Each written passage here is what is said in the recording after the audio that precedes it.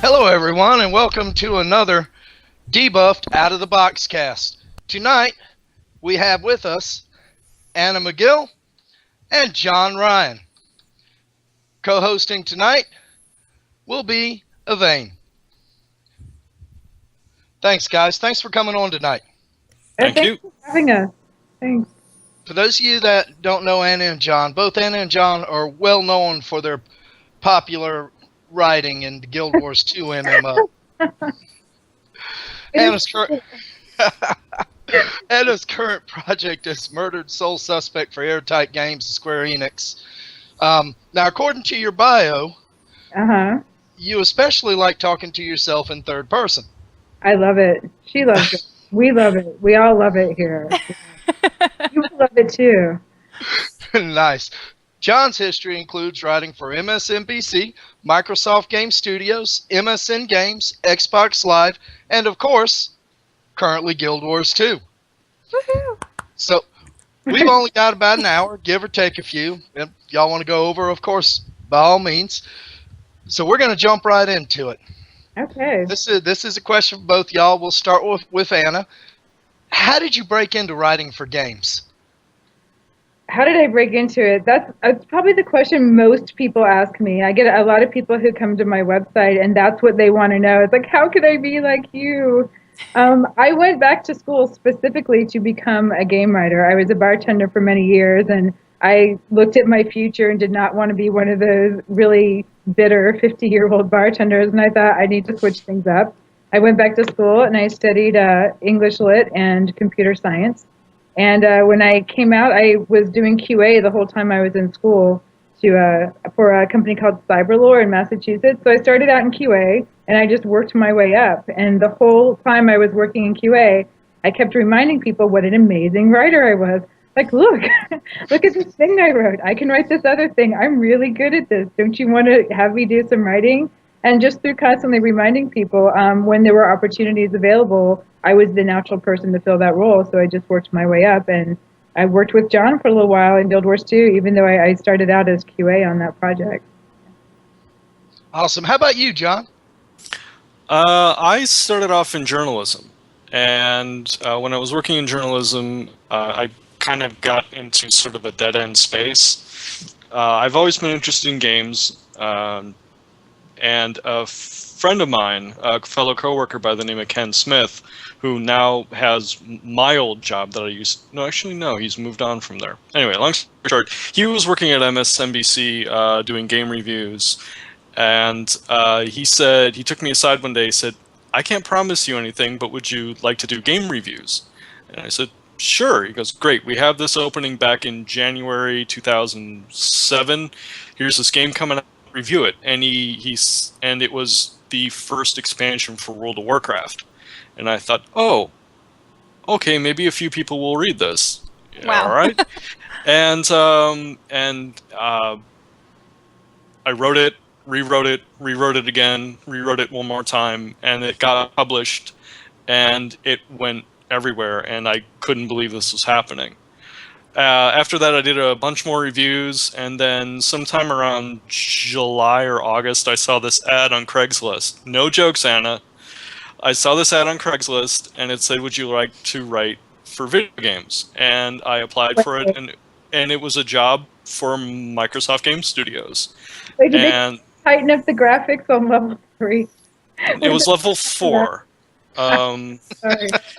And I started at Microsoft the day before Halo 3 came out, with a little bonkers. And then I've been in the industry ever since.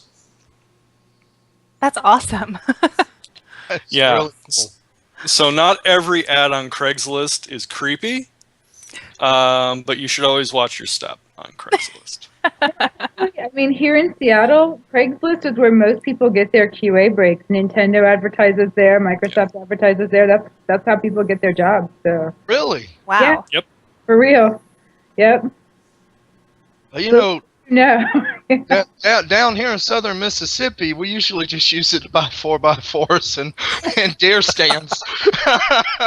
It's not taking advantage of its full potential then, obviously. No doubt. Yeah. So, y'all are, a lot of people would consider y'all living the dream. Y'all are working for, y'all's another one of those southern terms, by the way, but I lived in Texas, so Close. Oh, there you go. I can speak Southern. He speaks the South, yeah. so y'all are working for in the gaming industry, Right. and that a lot of people consider that a dream job, especially somebody like me. I've putted around with writing a story for the last 8 years, but what's it like, John? What's it like writing stories for games? Well, the first thing you have to know is that writing for games is so much different than actually writing pretty much for any other media. Like writing a short story is light years different from what you do in games. Games are more like an interactive puzzle, mixed with an assembly line, mixed with a bunch of cooks in the kitchen at once. What you're always working with is you're working with artists, designers, QA, production, a whole bunch of other people trying to get a bigger idea out the door. I look at it as writing to service everything else that's there. Because if you just want to write for games and you just think, okay, I'm just going to write and that's it, it's not going to work. Because you have to write in service with everybody else.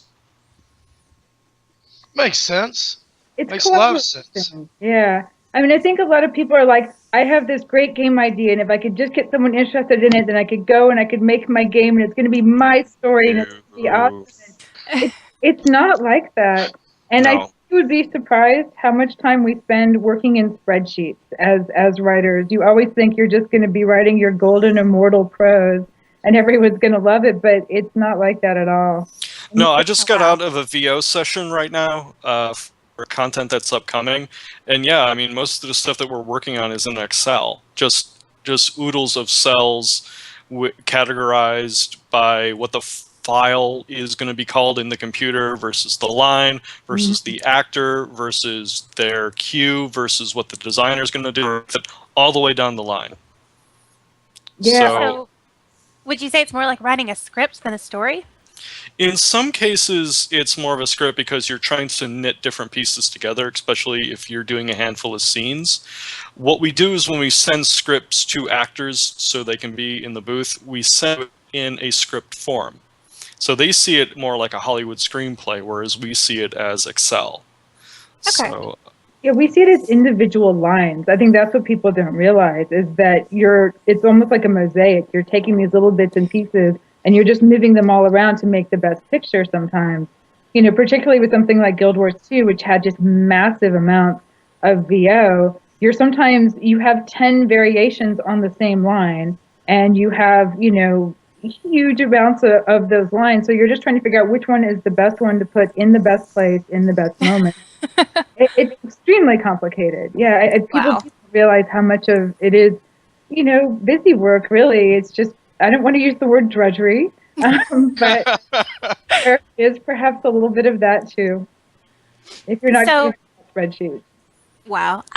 That just blows my mind that it's not anything like what you would think. No. So, to date, Anna, we'll start with you. What would you say is the most fun project that you've worked on? That's such a tough one because it's always the one that you're working on, right? Always. I just have to say, in terms of the fans and my coworkers and just the energy surrounding the project, it was probably Guild Wars 2. I mean, we knew we were working on something amazing. Everyone had bought into the dream. We were fully invested in it. Our fans were in love with the game. We were in love with the game. And I honestly, it was one of the happiest times of my life was like when I was on the writing team. And, we'd get really? some parts of it. Some parts of it, John. Even after my shenanigans? I mean... When you were wearing pants, it was great. I mean... Yeah, I mean, we kept a drawer full of scotch in there, which, of course, made things that much better. That was not my scotch. That was our scotch. Scotch always makes things better. It doesn't it? Depends on the kind of scotch. I think we unleashed the Kraken, at least once a week. But I mean, just the energy on that project was really amazing. And it was this sort of feedback loop with the fans because they were very intense about it too. And that's inspiring when you get to work that closely with the people you're making it for. Getting their input as we were creating it. I mean, we really paid attention to what they were saying on the forums and tried to incorporate their criticism and their suggestions. And being able to do that even before the game came out, I mean, wow, it was just such an amazing experience. As a fan that got involved early on, it's an amazing experience from my side too. So that's awesome. John, what about you? What would you say is your favorite project so far? Well, I've been working on Guild Wars for about 3.5 years now, and I want to echo a bit with what Anna said about being part of making the game, putting it together, getting it out the door. Those last few months right up to launch were completely bonkers. It was stressful. It was glorious. It was terrible, and Are you being invaded by a giant sun? He's old. Be not enough for you? Yeah, he's a little big. Yeah. All right. No, but Guild Wars 2 was an amazing time, but I will have to say the first major AAA game that I worked on in my career was Fable 2. And there was a little bit of an amazing thing in there because that was the first time I really got to see how games were made. Oh, wow. And so there's always going to be a little bit of a soft spot for Fable 2. That is awesome. I heard it was really hard working at Microsoft, though. I mean, I've heard different things about working there, John. Tell us the Microsoft story. Microsoft is an interesting place because they didn't start out making games. You have different sort of cultures colliding with each other and working with each other, and they didn't exactly work out all the time, but I worked with some amazing people over at Microsoft Game Studio, so I can't complain. I always That is wondered awesome. how that worked. Because, like I said, Microsoft wasn't originally a gaming company. No, yeah, and I wasn't there when they started up Xbox. I was there as part of like the Xbox 360 era. And so you were looking at a time when it was a couple of years after the 360 launched, and they were really starting to find their footing, and it was interesting to see. I mean, they were going through a few changes at the time, but yeah, I learned a lot from Microsoft, and it was a time where I worked on the first huge AAA game. So as crazy as things might get, like in any software or any game production, it was an amazing time. That is really awesome. Being a fan, you don't really understand how things work behind the scenes, and so it doesn't make a lot of sense. You don't realize what it takes to actually bring it all together, so it's really cool to hear about that. Kind of on the flip side, what would you say is the most difficult thing about writing for games? Anna, you want to go first? Having to give up on things that you love. That's really the hardest part because it is such a collaborative process, and as writers, we get very attached to the things that we write. You know, you're putting yourself into it, and you've written something that you think is glorious or important or moving, and you find out that whole section that you've invested so much of yourself in is going to be cut, and it's really hard to let that go sometimes, and to accept that you just don't have the control over the project that you would have over a novel or a short story or something that's your own. I mean, you can keep it.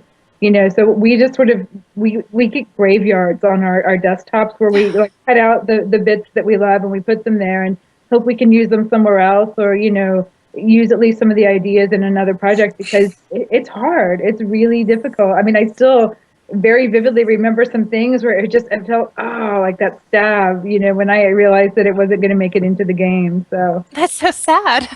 it's hard. I mean, that's part of what it means to be a creator, though. It's being willing to let that go, to look at the project as a whole and say, is this going to work? Is it right for the game? Is it right for the pacing here? Is it character appropriate? Being able to make those choices and make them with your head instead of your emotions, that's what really matters when it comes to a project like that, where everyone has their own say. Wow. Right, John? Is that what you would say too? Yeah, I would agree. I had a couple projects shot out from underneath me while we were working on the core campaign for Guild Wars 2 and beyond. Um, I will say, just to add something else, is one of the harder things from a technical aspect is that sometimes we write so far ahead that we have to right, sort of imagine what things are going to be like.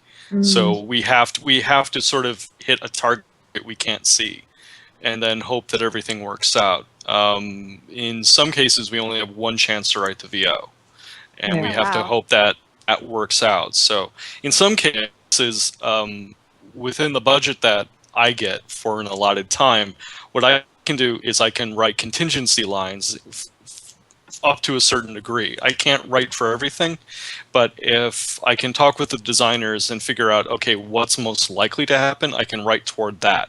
But in the end, it's still kind of a creative, educated guess, Yeah, Wow. and you just hope it works out. So you're Yeah. fortune tellers. Well, sort of. And the thing is, we don't want to get into a space where writing dictates design. We want to, be complementary because writing is part of design. So it's not like, no, you have to design it because that's the way I wrote it. No, you want to say, okay, based on the intelligence that I have in front of me, this is the best thing I can do, and I can knock out 2 or 3 variations to fit in that in case something changes. Okay. That But makes you a have to lot be of able to- sense. You have to keep changing it like up until the last moment though, because the design's constantly changing. Like we've been in the studio recording VO, writing lines on the fly for people to record because we've got new changes coming down from design while we're down there actually doing the recording. So yeah, Or there's Yeah. something else that steps up that you have to go, okay, we have to adapt on the fly. And yeah, going with in the creation of Guild Wars 2, there were places where it's just, no, that's not going to work. And usually there would have been, a chance to catch this in playthroughs, but sometimes it comes down to that last moment right inside the studio where something clicks and he goes, oh wait, no, this can't happen. We have to write it like this, which leads to a series of small heart attacks for everybody in the studio. Luckily, the talent that I work with today and the talent that we have ongoing, they're professionals about it. Yeah, or sometimes you think something's really good and you get it down there and you hear one of these people reading the line and you realize it's just terrible and it's not because of their interpretation, it's a really bad line and that happens every now and then. And you have to be Right. ready to give that up, you know. And for that, we blame Peter Freeze. So Oh. But only yeah. if you didn't write those lines, it would be so much easier. Peter. Yeah, we don't know what he was thinking. I think that's the day he was sniffing rubbing alcohol or something. Nice. Every Thursday at 3. Yeah. Yep. Now, Yeah. y'all put so much time into writing 4 games. Do you ever get a chance to play any games? And if you do, what games are you playing, Anna? We play constantly. We play not only as research for what we're doing, and we have to keep up with the trends, but we play because we love it. I mean, we're writing for games because we love games. I have rather famously said that I'm bored with all the AAA titles now, and I would like to clarify that and say that there's a lot of interesting stuff going on out there. Obviously, The Last of Us and games like that are narratively really moving things forward. But the games that I personally love are these quirky, smaller titles that a lot of people don't pay a lot of attention to, because I think that's where a lot of the innovation in our industry is taking place. We're seeing some really exciting things happening in terms of writing and gameplay in these little titles, like That Dragon Cancer and Papa We Go was one of my favorite games from last year. Unfinished Swan. I mean, what a happy marriage of gameplay and narrative in that game. I mean, just these small titles that I think are doing something new that these big titles can't afford to do because they have such massive budgets and they can't afford to take those risks. So, but I still love some of the big ones. I played BioShock Infinite last year, and as much criticism as everyone had for it, I mean, I guess this year I played it. Anna took a really early copy of it, so Yeah, before they were even done working on it. And it's not the kind of game I would normally like, but I really enjoyed it. And I loved the way they structured the story, and I loved the ending. And I was pleasantly surprised that such a major title that had so much shooting in it was actually something that, that was so entertaining. I mean, I just wasn't expecting it. It was good. John, however, yes, likes the big titles. Well, part of it is, looking at it, sort of seeing it as a writer is how did they do that? It's sort of looking at it like a magic trick. I just finished the story campaign in Grand Theft Auto 5. It's perhaps the biggest title I've played this year. I've played Last of Us, I played BioShock Infinite, but like Anna, you sort of go and you go away from the big stuff and check out what the little things, what the little games are like Papers, Please or Gone Home. Mm-hmm. I highly recommend you play Gone Home. That's a game that lasts about 2 hours, but I keep going back to it, thinking about how they put all of that together. And as writers, you sort of look at it as a way of, gosh, how did they make that narrative choice, and why did they make that narrative choice? And it's something you really sort of puzzle over. The more you do that, I think the more you I like to say strengthen your storytelling ability. Nothing matches actually sitting down and writing. But seeing how other people do it, you can get inspired by it, or you can see how it worked or how it didn't. That's Now, really cool. Both of y'all mentioned games that a lot of people don't know about, or some of the smaller games. As I'm sure y'all are well aware of, Kickstarter is becoming more and more prominent for indie developers. Right. What's your take on that from a writer's point of view? Anna, do you want to go first? You can go first, John. I'll let you go first this time. Oh, thank you. I think, okay, I kind of have this strange Animal Kingdom version of what the gaming industry looks like. There's these really massive companies, like big, giant armored dinosaurs, and then way at the bottom are little tiny mammals running around, like little sort of like mice, just sort of, running for cover. And there's nothing really in between. We saw a lot of studios get knocked out over the past few years, and those were mid-level studios. Yeah. So you have a bunch of small, like little indie companies, like Fulbright, which I think only has like 4 people, and they put out Gone Home, and then you have like Rockstar and all the other Rockstar studios. I sat through the end credits of Grand Theft Auto 5, and it was a phone book. I mean, it was just massive how many people they had working on it. So really, you have a disparity of small studios and big studios, and the small studios can't really compete for the most part. Or smaller studios can't go and say, hey, we need $30 million to make Shadowrun Returns or something like that.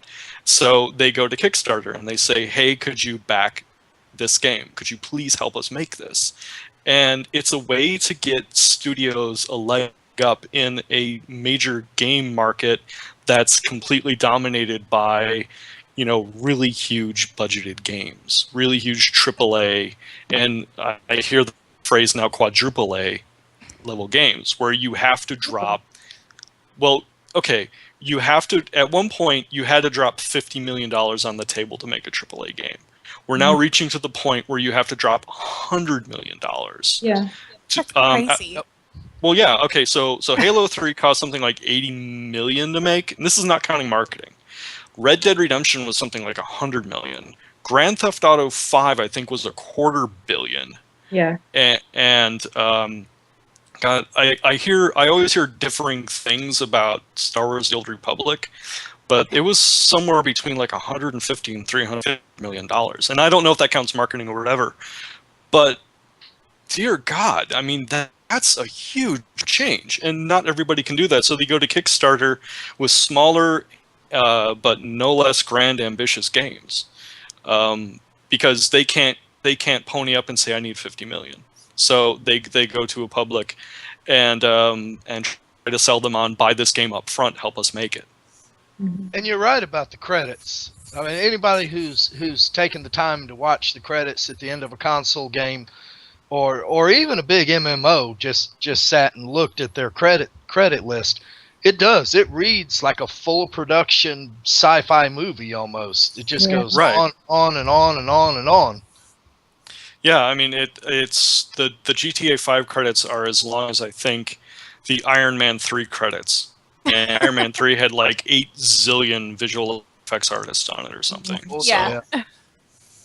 Yeah, I would like to say something about Kickstarter, though. I mean, there are a few mid-sized companies that are making it, places like Double Fine, for example, in San Francisco.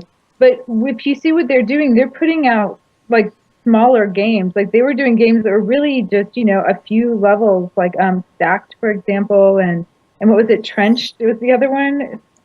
Yeah, Trenched. Yeah, that mutated into other things at some point. Yeah, and Costume Quest and, you know, Middle Manager of Justice. But these are much smaller titles, and when they wanted to do a bigger title, even they had to go to Kickstarter to make that dream a reality, you know. And, you know, I've always said, you know, if Tim Schafer wants to make a game, I wish there was some way I could just hand him money. Then he found a way for me to just give him the money, because he's one of my favorite game makers.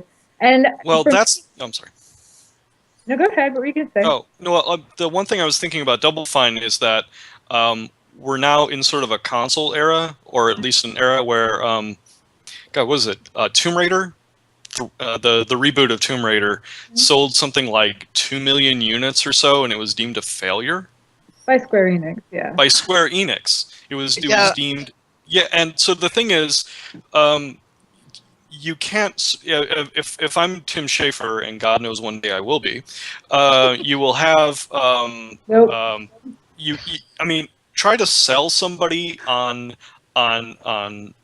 Stacked, or it'd be like, we're not going to give you 10 million for Stacked. Right. It's too high concept. They want the next steal a car, shoot somebody in the face, because there are other games where you've stolen cars and shot people in the face that have done really well. Right. Their Kickstarter was really successful, and that's because it was Tim Schafer, who has a history of making really good games, and people were willing to take that chance on him. No, I agree. Yeah, there is a historical element to it of people who you know in games coming back to make games. Yeah, I mean, I would always hand Tim Schafer my money. But I mean, as you and I know, we recently had a friend who tried to do a Kickstarter, and unfortunately he didn't get funded, and he was talking to some people afterwards about it, and they're like, you know, if Angry Birds had tried to do Kickstarter, you know, I doubt anyone would have funded that either. And I think that's a good point. Is sometimes things conceptually don't come across and don't get backing, but that doesn't mean they're not good games. Unfortunately, it's just I wish there was a better avenue for people to get those pitches. I mean, I guess the Greenlight games and stuff like that, but yeah, through Steam.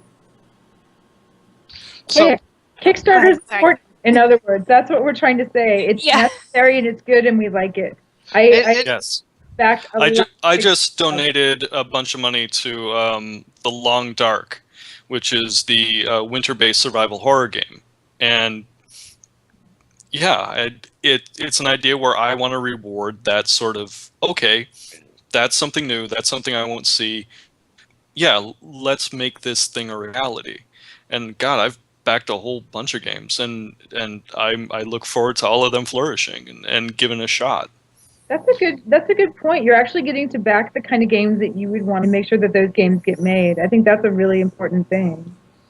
And you see, as a gamer, obviously we've been gaming for years. We saw Kickstarter kind of come to fruition, and at first, as a gamer, I'll be honest, I was skeptical about it. I was like, oh, okay, you know, I'm not so sure about this, but I absolutely agree. This is definitely a way for budding gaming companies to get their foot in the door, get their dreams, make their dreams a reality, and get them out to the public. And it is a great thing. Yeah. So next question, we're going to start with you, Anna. Okay. Obviously, your love of writing for games stems from your love of games themselves. So, what genres of games would you say you're most interested in? That's it. I don't think that they have a name for the genre that I like, unless it's quirky. They're quirky category. Like all those. Really, there is no. That's what I love. That's where you'll find me in the game store. All those weird titles that come out of Japan and you play them and you're like, what the hell is this thing? I love those games. I love them. I get addicted to games that have resource management, like the Animal Crossing. Very dangerous for me because I'll just disappear for a little while. But what I'm looking for when I'm playing games is a connection to it, a connection to the narrative, and that can come in many forms. I mean, I loved Journey. For me, that was one of the greatest experiences last year. I love Little Big Planet. There's just sort of a childlike innocence about that game, and there's just this joyous fun, a good clean fun that you don't find in a lot of games anymore. I I think a lot of games that are sort of off the beaten path are what I like, and not because they're small or they're indie or anything, but simply because the connection I have to them, they've made me think about things in a different way or feel something that I haven't felt in a game before, like Journey did. I mean, I cried at the end. The first game I think I've ever cried at blew my mind, made me think about how I was living my life. How often does that happen? You're playing a game, you're like, wow, I need to really think about these decisions that I'm making. I mean, come on, that doesn't happen. So, I mean, whatever genre that is, that's what I like. I don't know if it's got a title. John? At some point, I got into like shooters. I mean, I sort of came of age in gaming when, there was Wolfenstein and Doom and Quake and all that, and then GoldenEye and Perfect Dark and just. But as I get older and the graphics get more realistic, and you could really see what Virtual Bullet does to a virtual human body, I kind of get a little bit skittish about that. So I think the games I'm looking forward to these days are sort of eye-catching, big world type things that you can kind of get lost in and see what's around the next corner. An example of that would be Skyrim. You just sort of jump in and you can completely ignore the main quest and go out and explore and see what's in that cabin, or where this river leads, or whatever. I've put in so many hours to Skyrim that there should have been an intervention. There was. And We forget. How soon we forget. yeah, so it's stuff like that. I really like this the Fallout series from its isometric origin to what we see now in Fallout 3 and Fallout New Vegas, Skyrim, but also the little experimental type stuff like I guess Dear Esther. Gone Home, I'm going to keep mentioning. But even though I sort of eschewed shooters, there is something to be said for there's always a way to go back and make a genre interesting. For example, a game came out last year, I believe, called Spec Ops: The Line, which completely changed how I looked at shooters. It's an amazing game. It's an amazing story. I recommend you check it out. It's a weird menu to say check out both Gone Home and Spec Ops, but holy God, they're both put together well. Yeah. You get done with it and you think, I want to know how they did that. Both amazing stuff. You're gonna talk me into checking out Gone Home before it's all over. I would recommend it. I mean, if you don't pick it up now, I'm sure eventually it'll hit Steam on sale, or maybe it'll be part of a humble bundle. But yeah, if you see it like that, pick it up. That is awesome. Yeah. I might have to get that a try. Yeah, and also check out Spec Ops. I mean, it might not be. I know Anna won't play, and that's cool. But it's a retelling of Conrad's Heart of Darkness, set in cool. Dubai, and it's done really, really well. That sounds really interesting. It plays with the concept of the unreliable narrator, and it's done so well. And Nolan North I know Nolan North is like in a billion games. I think he's even on my cell phone at this point. But yeah, he just walks off with it. Amazing stuff. I wish I was in the studio hearing how they got these lines out of him, because everything about them makes me want to be a better writer. Wow. Well, and we've talked about the difference between writing and writing for games. Anna, we'll start with you because, ladies first. Have you ever done any short stories for books or magazine articles, anything like that? Funny you should ask, because I'm about to take 2 months off for my hiatus and work on my own project right now. I've been working on it off and on for the past couple of years. Yes, thank you. It's a huge step, and it's a little scary, but I think it's time. It's really hard as someone who writes for a living to find time on your own to work on the projects that you care about, because you just spend 8 to 12 hours that day writing, and you come home and really the last thing you want to do is sit down and write some more.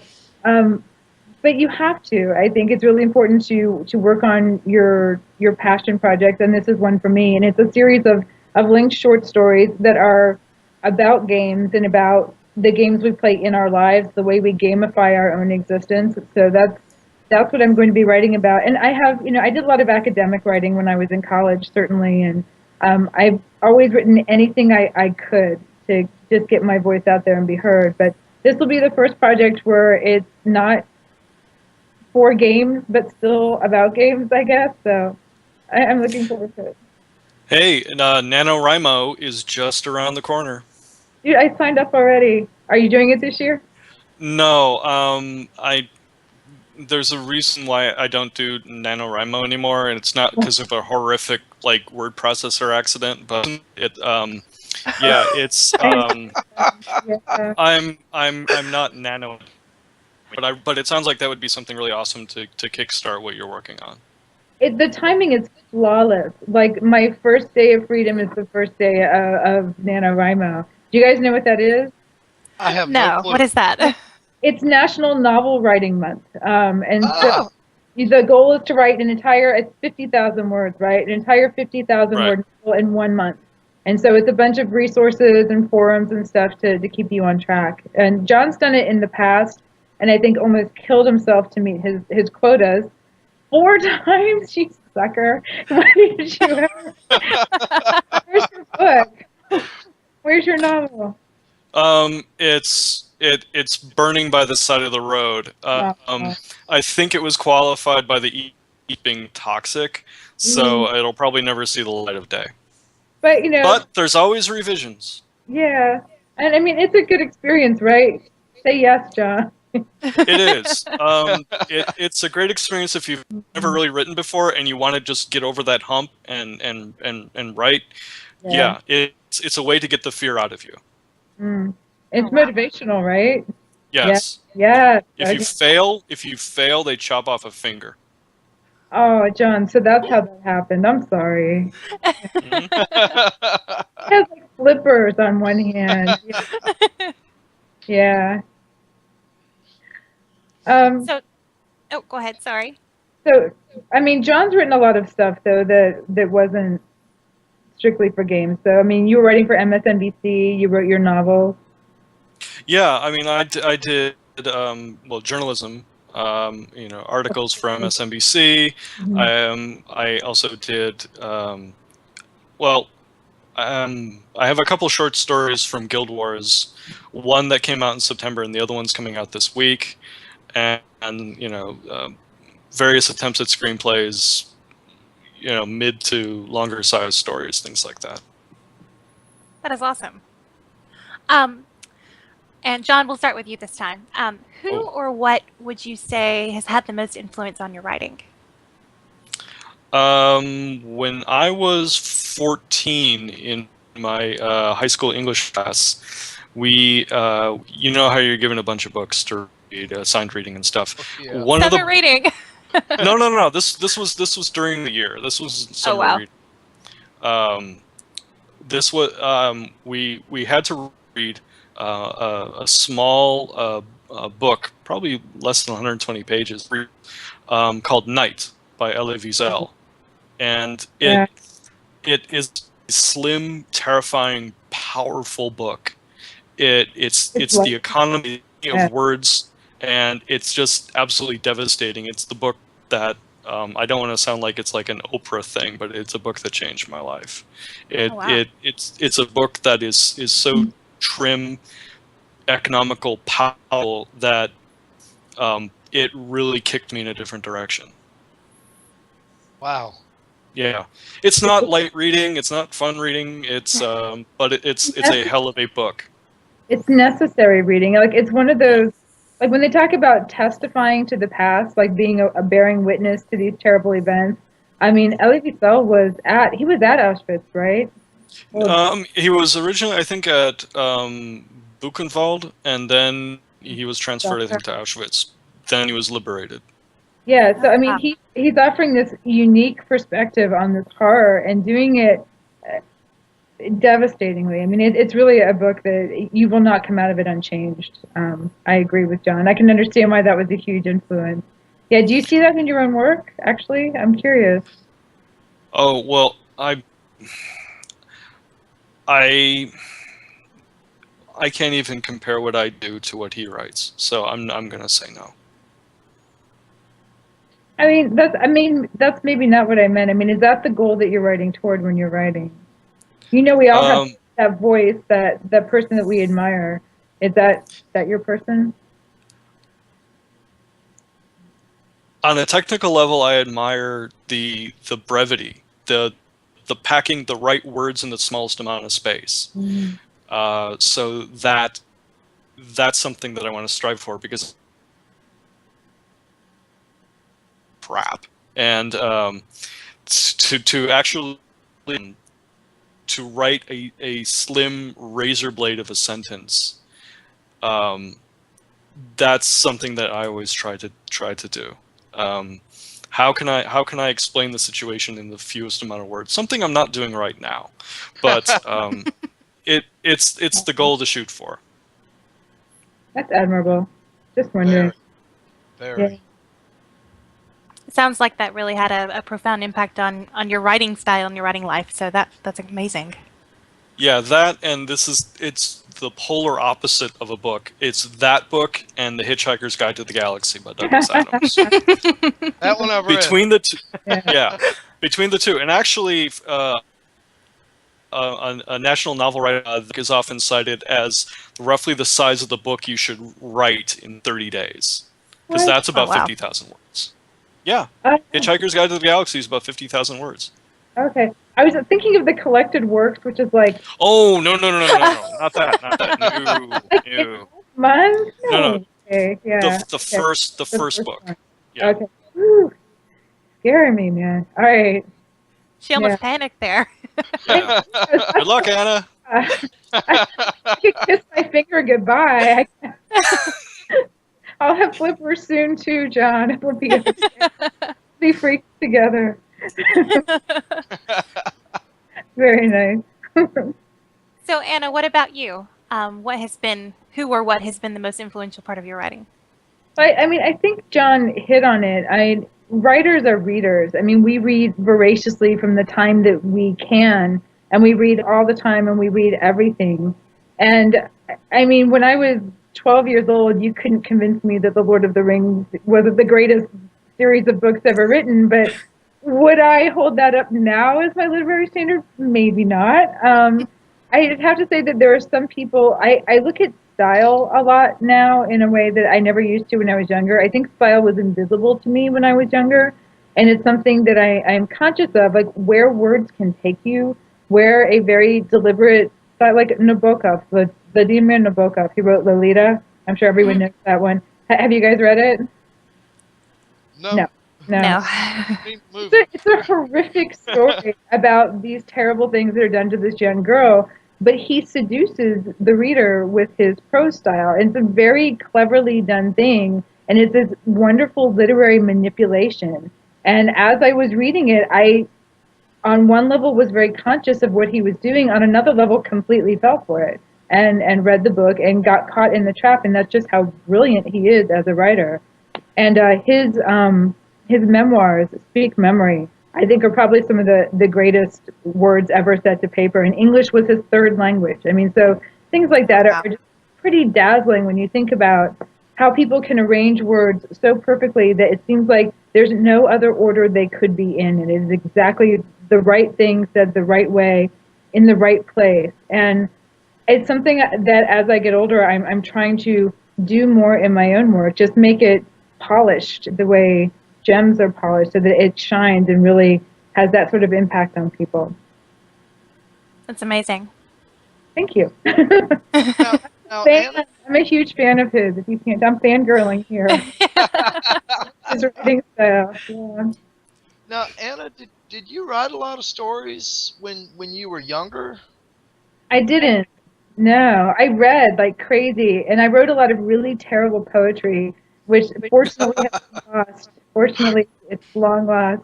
But I outgrew that. I'm proud to say, and now I write seriously. I don't write emotionally. I write intellectually, which I think is you need to find a happy combination of the two to be successful. So I'm glad that none of my youthful endeavors have survived. How about you, John? Did you write when you were younger? I also wrote some of Anna's terrible poetry. Yeah. So it was their first collaboration. Yeah, I mean, I think the first thing I really wrote when I was, I think I was like first or second grade, I wrote a really terrible sci-fi story, and it was part of a flip book that we made in class, like arts and crafts. And yeah, I think everything from there was I'm at the age of 5 by seeing Star Wars. It was my first indoor movie that I ever saw, so that put me on a path to ruin. And yeah, so I mean, it's I want to echo what I said.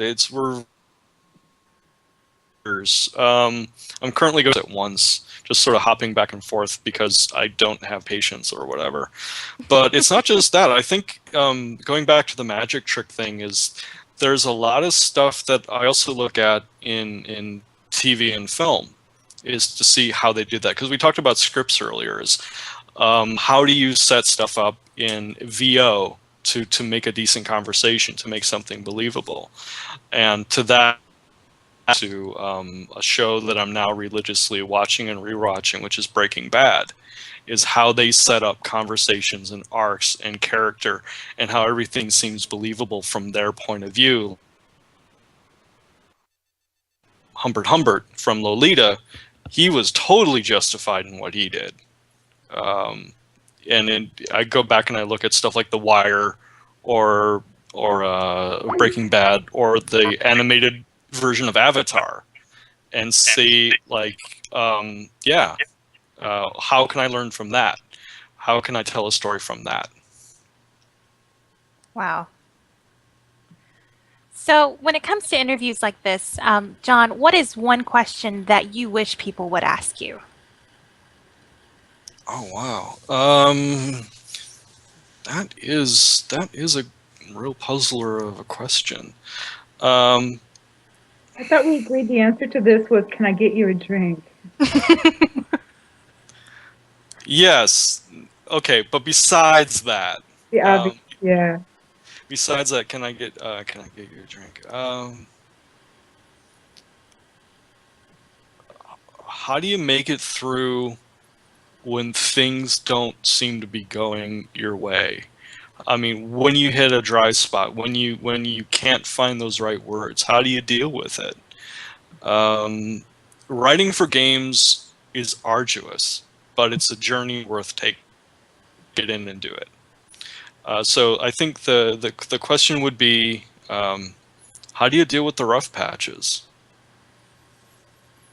Wow, that is a really good question. Being that you just suggested that, how would you answer that? Oh gosh, I wish I would have prepared. You should have known that was coming. Oh golly, I should have seen this coming. Curse your sudden and inevitable betrayal. Yeah. I think part of it is to realize why you're unhappy. Because it's not enough to say, well, this guy sucks. He doesn't know what he's talking about. If you're talking about a coworker, or this project is where the idea is to step back realize why it's like that. Are you not thinking things through, or are you in a rut writing the same character over and over? There's usually a bigger dissatisfaction. If a project gets shot out from underneath you, odds are it's not your fault. Odds are it was decided somewhere down the line that this project had to go. And it sucks. It will hurt for a couple days at least, but you will pack up and you will move on, because if you're lucky, there's always another project. And because there's so few game writing jobs in the industry, if you have another job the next day, if like a project you're on at the out, but you're going to be put on another team, one, thank the old gods and the new gods for that, and two, take what you learn. Do not hold grudges, because they will eat away at you, and people will pick up on that like a vibration, and you don't want to be that guy. It's okay to grouse, but don't make it like your thing. Just grit your teeth and move on, because you don't want to end up being that toxic person. It sucks, but things will get better. Things will move on. Yeah, when I was working at ArenaNet with John and the others, I mean, the room that he's in right now, I'm guessing it's one of the rooms we used to go into and like shut the door and just everyone would vent and like get all their feelings out. And then when you left the room, you were back to normal, and you kept it compartmentalized like that. There's just no room for that kind of ugliness in the day-to-day. So I'm not saying you tamp it down and ignore it, but you find someone who understands, and you vent to them, and then you move on. That outlet, yeah. Yep, and you move on. And if you're lucky, I mean, you could have a superior or something where you can go over this. Like if you find out something got shot out from underneath you, say, just go over it, and odds are hopefully your superior will understand. I mean, as long as it's not something monumentally stupid you've done. You did. Are you going to tell them what you did when you first started at Arena? I did. I've done nothing wrong since I've started. All right. Oh my God. No, what happened was within the first 2 months here, I broke a map in a really impressive way, and I thought I was going to be fired. I mean, seriously, I thought I was going to be fired. It's lucky. Oh, it was. It was like Michael Bay smashing buildings into each other. Impressive. Luckily, the designer understood, and my boss. My boss. I don't want to say he was cool with it, but he realized that there was something that really wasn't explained to me about something, and I got told don't do that again. It's legendary now, yeah. Yeah. John deleted the map, yeah. Yeah. So, I would give recommendation if you're going into the industry, make sure you always check yourself. Not doubt yourself, but check yourself. So you don't have, sneering, toxic attitude about you. Because going back to way where we started, games is a collaborative business. That's all it is. It might seem crazy, but really you're in a surrogate family trying to put out something. And as crazy as it gets, you have to work with each other. So try not to take it too seriously and have fun. And wear pants. Great advice. Sage advice.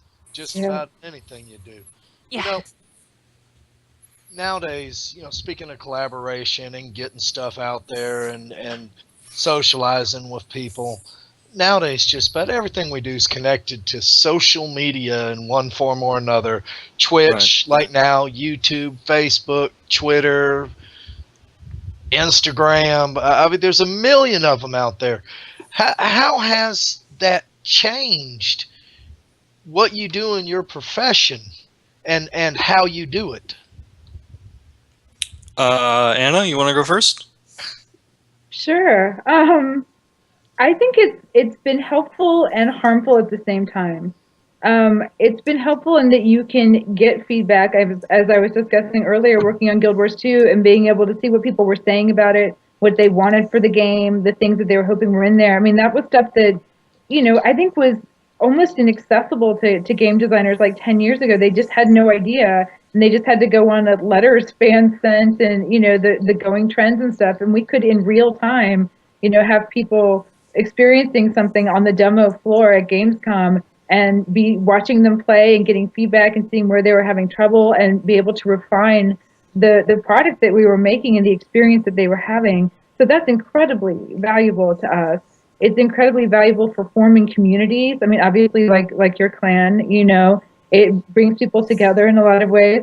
I have a lot of fun on Twitter. I have fun with John on Twitter. It's a good way for people to get publicity. But I mean, it's really harmful too, because there's this entitlement that a lot of fans have now that creators owe them, the fans, something. And I'm seeing it more and more. And you see this sort of angry gamer now, who feels like you owe them, you ignored their feedback, and why are you ignoring their tweets? And, why aren't you talking to them? And why aren't you justifying this experience? And having to deal with those people is also a new part of the immediacy of these media forms now. And I think it's very problematic, and I don't think anyone's really solved that problem yet. You see people leaving the game industry because of it. I mean, Phil Fish this year, I mean, there's just a lot of stuff happening because of entitlement meeting these media, not the media themselves. So I'm talking myself into a corner here. John, do you want to take over? No, actually, we've seen this entitlement attitude in the games that we play. Mm-hmm. Yeah. You see it on the forums. You saw it in the Guild Wars 2 forums if you were following them. It was in the game. It was in the forums. And they're not limited to Guild Wars 2. It's any number of topics or content in a game. Mm-hmm. And everybody thinks that they're owed what they specifically want. Oh, absolutely. And it really, in my opinion, and I hate to interject an opinion in here, in my opinion, that almost hurts the gaming industry a little bit when you get that type of entitlement type attitude. I mean, they had to change the ending of a Mass Effect game because there was such fan outrage. I mean, there's things like that. What happened to the days when people created something, and if you didn't like it, you didn't like it, and that was your opinion, and maybe you didn't buy the next one because the last one wasn't good. I mean, now they expect you to do something about it, which I think is this weird reactive interplay between creators and fans that is brand new. And I don't know where it's going, and I'm not entirely comfortable with where it's going. So I don't know. I mean, John, you guys must get a lot more of that. Down that rabbit hole and just keep going and going and going.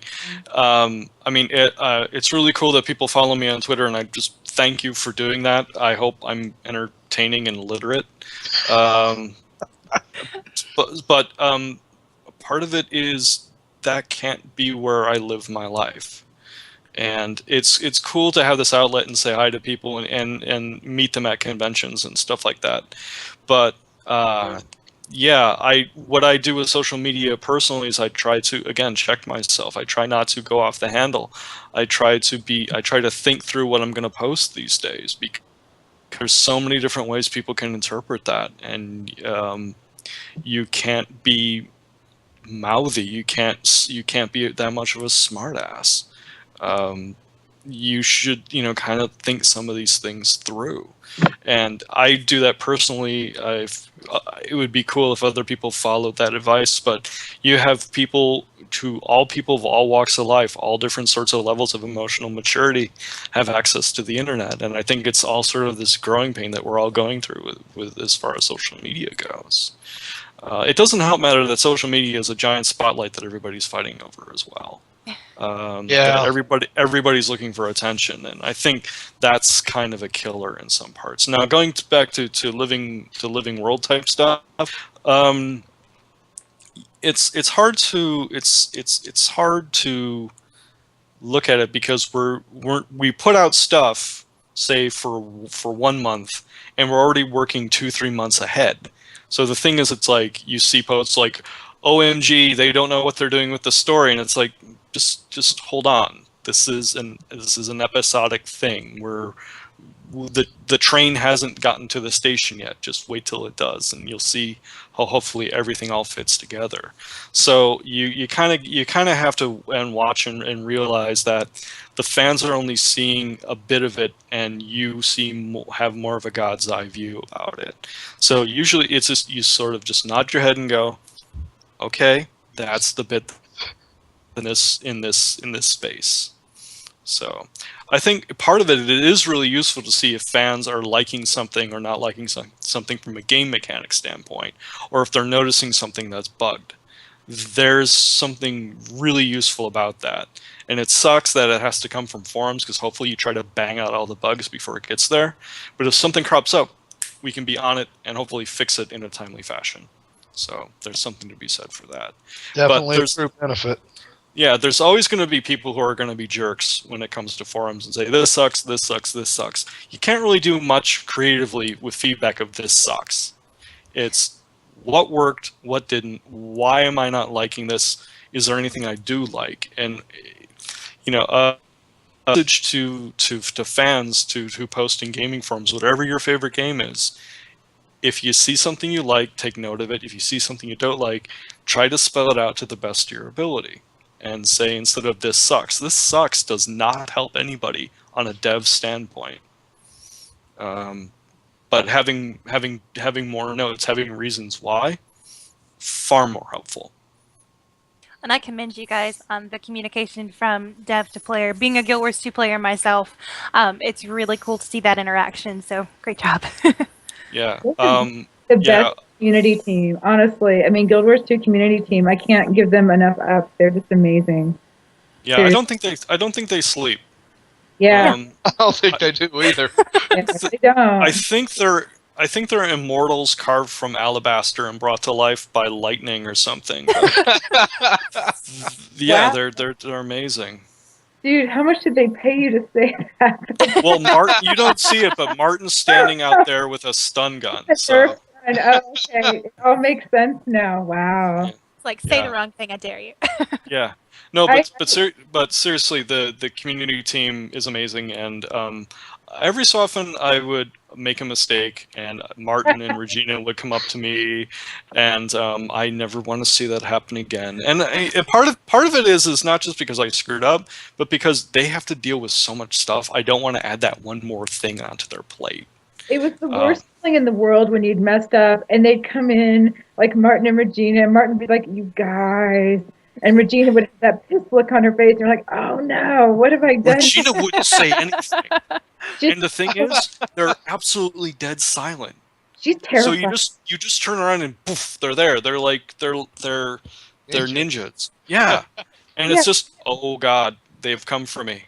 And then they got armed, and they all suddenly had Nerf guns, right? And so if you did something wrong, and there would be no warning. Suddenly you'd be like riddled with like 200 foam darts out of nowhere.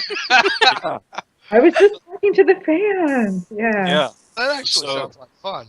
Yeah. Well, it's fun until it happens to you. Yeah. Yeah. By Nerf firing squad is always funny until you're the one with the Nerf blindfold and the Nerf cigarette. Oh my goodness. Which are really hard to keep lit. Yeah.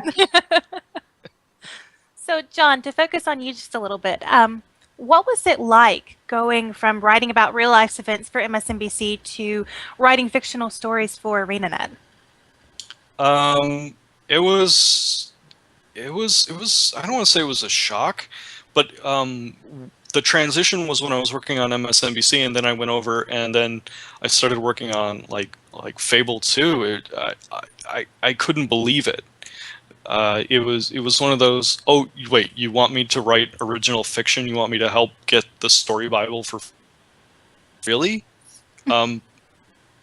Really? Are you sure?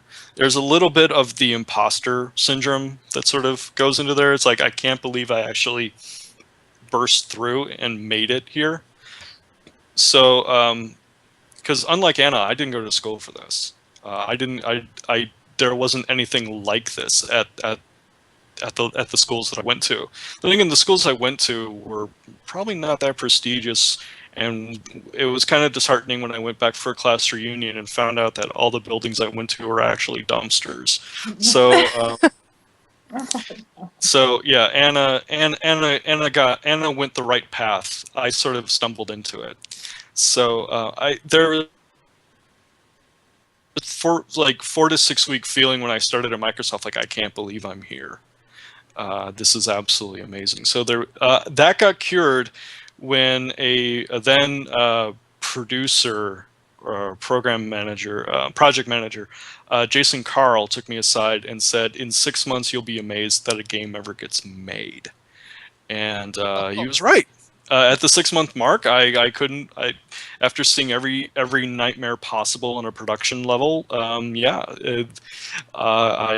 it dispelled the big starry-eye view and showed you the nitty-gritty of actually making games. And that was a good grounding thing, because you realize that this was a day-to-day operation. You went in, you try to meet these goals, to try to get the project out the door. Making a game is almost a game in and of itself. You have checklists and objectives and save points, and hopefully your files don't get corrupted and you die. All right, That would be terrible. It would be. It's really bad. So obviously, when we heard that we were going to have both y'all on this show, we immediately went into a frenzy and tried to dig up as many things as we could. But we stumbled across, John, this interesting little notation that you were thrown out of a British museum. No, I was nearly thrown out of a British. I was nearly thrown out of the British Museum. How does one nearly get thrown out of a British museum? Right. Almost thrown out. Talented. Yeah. So what happened was, my wife and I went to England during the start of the Second Gulf War in 2003. So everybody was a little bit on edge. And I went into the British Museum, and they had these pillars, these obelisks there that they put stuff from Greece or Egypt or wherever that they've acquired them from. And one was empty. And jet-lagged idiot me thought, gosh, wouldn't it be funny if I was an exhibit at the British Museum? And so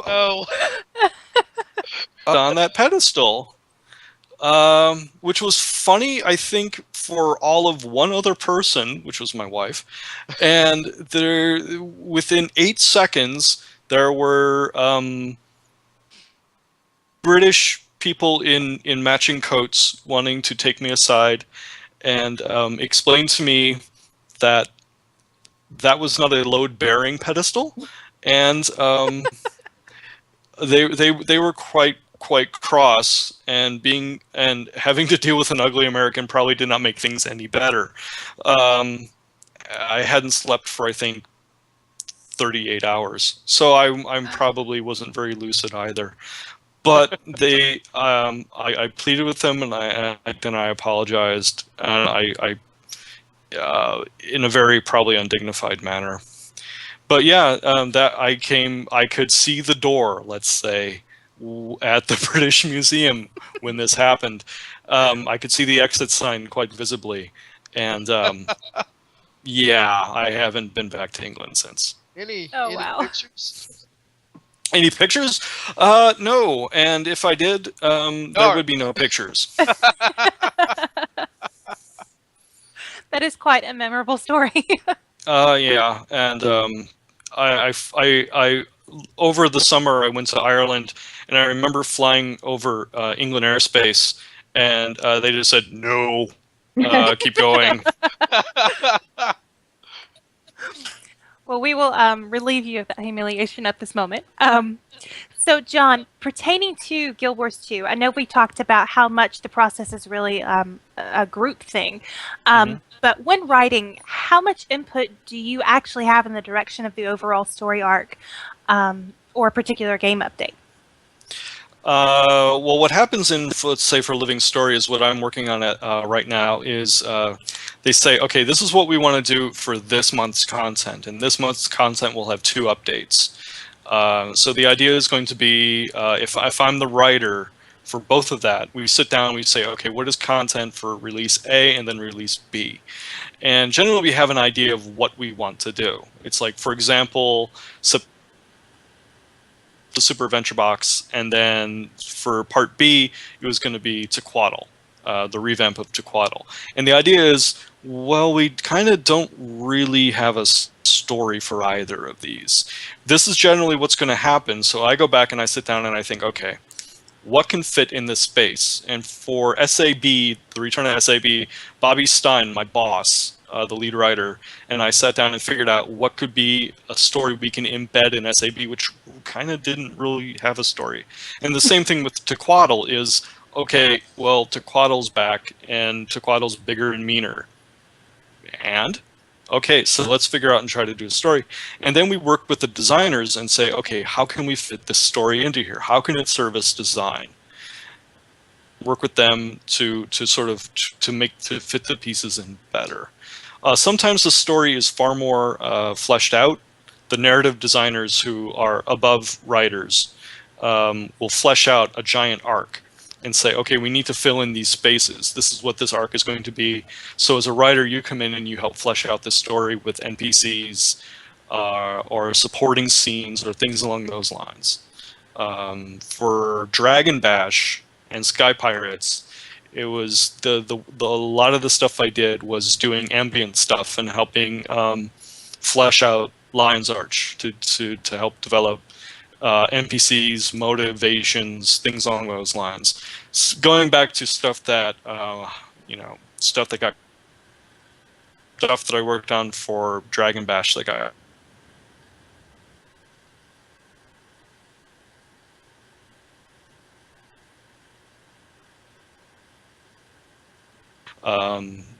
suspect NPCs, things along those lines.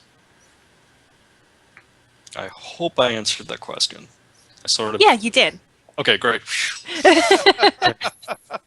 So, on to Anna. On to Anna. Anna, Yeah. we've already discussed that y'all are living many people's dream job, but you've worked another dream job in the past, and that was a bartender. I know. My younger days, that was something I actually had plans that I wanted to be. Mhm. What was that like, and did any of that influence any of your story writing today from some of the moments you had as a bartender? Absolutely. At first, I want to say it's no accident that I have these dream jobs. Whenever I've been looking for work, I'm like, what could I stand to do every day for the next year? And when I first started bartending, it was because it was really fun. By the time I left bartending, it wasn't so much fun anymore because, like, honestly, I mean, you hear the same jokes over and over and over again. Drunk people are not as witty as they think they are. I'm just saying that for the record. Oh, Anna, tell us a drunk joke. Tell us a drunk joke. Come on. No, I'll tell you No? what I always heard. If people come up to me and they would ask me if I knew where the bathroom was. I'm the bartender at the bar. Do I know where the bathroom is? I'd be like, no. They won't. If you find out, let me know. I've been using the alley out back, and people would just be like, that's not funny. I'm like, actually, it's really funny. Yeah, so you get a different sense of humor from your clientele, but it does change you. I mean, you can't be in that industry and see the things that you see, and wait on people every day and hear their stories, because people really do treat bartenders as confessors, and they will tell you things that they would not tell their closest friend. I mean, things where I'm like, why would you tell anybody that? I mean, that happened to me. I wouldn't tell a soul. But they'll tell you, and they'll tell you after a couple of drinks, and so you're watching. Tell us a confession, Anna. Tell us a confession. It's sacred. I might as well, have been in a Catholic church with the curtain drawn. I am the priest. But those things do translate into my writing. I mean, you draw on this incredible wealth of stories that people have told you, and these characters, because obviously every bar is just filled with crazy people. And they come out. I mean, certainly you get people's voices down. You get the stories that they tell you about their lives down. I mean, I've experienced things in other people's lives I could never have experienced on my own. I know about different walks of life than I certainly have lived. So, yeah, it's in my writing all over the place. It's in my dialogue, especially, I think. You know, if there's anyone who's having particularly snappy repartee, it's definitely something I overheard at the bar. So, yeah, not from the writer's room, John, the bar. Which is also the writer's room. Yeah, such a blurry line sometimes. I don't know. Yeah. Did I answer the question? Absolutely. Okay. Absolutely. Let's see. Okay, Anna, I've got a good question for you. How do you get past being told that you have to make major rewrites? You know, have you worked with a team where you really felt you fed off of each other's creativity to create some elaborate vision? You know, how do you handle that? I've worked every writing team that I've worked with. I mean, since coming out here to Seattle, they are just such talented people that I mean, I feel like I've had that at every place that I've worked. I mean, particularly on Guild Wars 2, it was a very close knit team. We all shared the same vision. There's a really strong vision for that project. The project I'm working on right now, it's very much it's Shiikawa-san's vision, and we're just there to help him realize it. So it's a little bit less collaborative than Guild Wars 2 was. But I think that's also sort of the Japanese design system versus what we had at ArenaNet. But that's just part of being a game writer. I mean, as John has said, and I certainly have reinforced, that is just part of the business. You know that whatever you put in there could be gone the next day. You know, you can't get too attached to any one thing. So yeah, we've had major rewrites. I mean, I've had to redo entire maps. Like they've come to me and said, this is absolutely terrible and it's not working and we've rethought this and we're going to change this entire map. And if you've just spent 2 months, you know, working on every scene and writing dialogue and working out how things are going to happen, and someone says, we're scrapping all that now and this is how it's going to be, you do have that moment where you just have to go lock yourself in a room and cry. cry and rage and mourn for all of that hard work and, you know, the bit of your life that just got sucked away from you, you know, and then you suck it up and you go back out there and you look at what their plans are and you try to figure out if you can repurpose some things, you know, if there's a way to keep the stuff that you liked there in sort of a different way. And you have to buy into the new vision or it won't work. And if you're still clinging to the old stuff, then it's going to taint the new stuff, and you can't let that happen. So you have to constantly it's a process of letting go and moving on to the new. That's what writing for games is. Never getting too attached to one thing because the next day you're going to overwrite that. So, and John and I had this one map that we worked on for Guild Wars 2. I think every writer took a stab at it. It was just like everyone just handed this map off, you know. It could never quite get right. So one writer would take a stab at it, and they'd be like, no, this isn't good. And they'd hand it off to another writer, and that writer would take a stab at it. So there was one map in the game, and I'm not going to tell you which one it is, but every single writer has done something for that map. So it is the most eclectic map in the entire game. And I would be surprised if you could guess it. It's not the one I broke. It's not. Now, I know we've gone a little over time, but we've got one more question for you, Anna, and then we have a question for both y'all. Okay.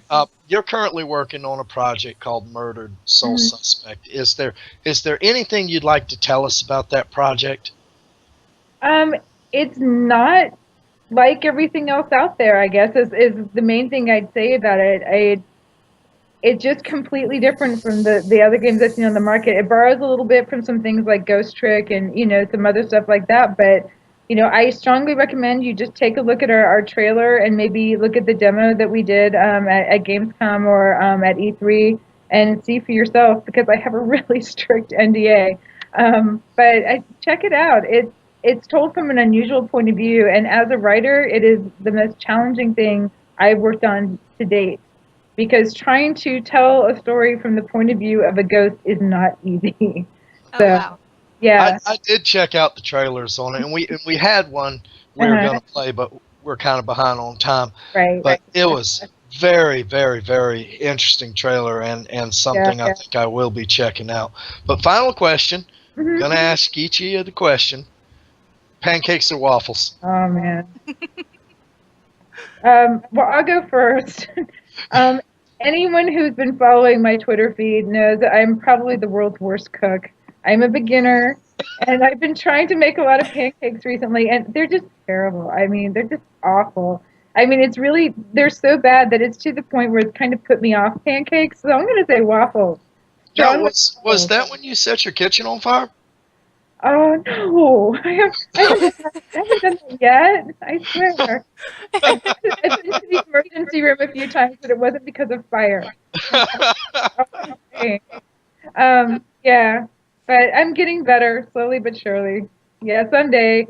So I won't try to make waffles until I know I'm a good cook. Yeah. How John? much, John? Pancakes or waffles? Waffles, because they have their own machine.